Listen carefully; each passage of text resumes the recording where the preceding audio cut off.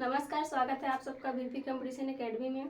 आज हम यहाँ पे देखेंगे कि कर्क रेखा भारत के कितने राज्यों को काटती है, कितने राज्यों में से कौन कौन से राज्य हैं उनके बारे में देखेंगे। साथ ही देखेंगे कि 82.5 डिग्री मानक रेखा भारत के किस किस राज्य से गुजरती है, इसके बारे में देखेंगे। सबसे पहले हम यहाँ पे कर्क रेखा के बारे में देख लेते हैं। 23.5 डिग्री कर्क रेखा सबसे पहले गुजरात राज्य से गुजरती है, दूसरा राज्य राजस्थान, तीसरा मध्य प्रदेश राज्य से गुजरती है, चौथा छत्तीसगढ़ से गुजरती है, पांचवा राज्य झारखंड से गुजरती है, छठवां राज्य वेस्ट बंगाल मतलब पश्चिम बंगाल से गुजरती है, सातवां राज्य त्रिपुरा और आठवां राज्य क्या है, मिजोरम।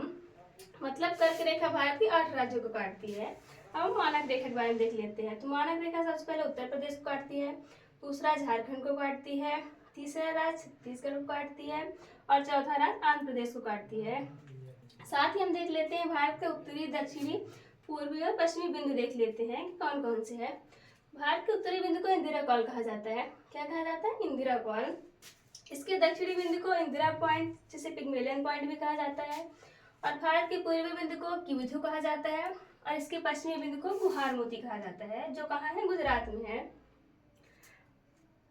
अब साथ ही हम देख लेते हैं इसमें भारत की अक्षांशीय और देशांतरी स्थिति देख लेते हैं। जिसकी देशांतरी स्थिति क्या है?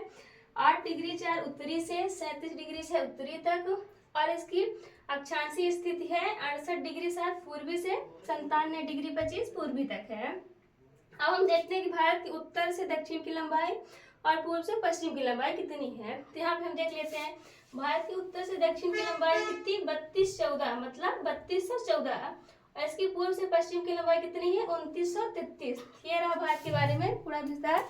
आज के सेशन में इतना ही, बाकी की जानकारी हम कल देखेंगे।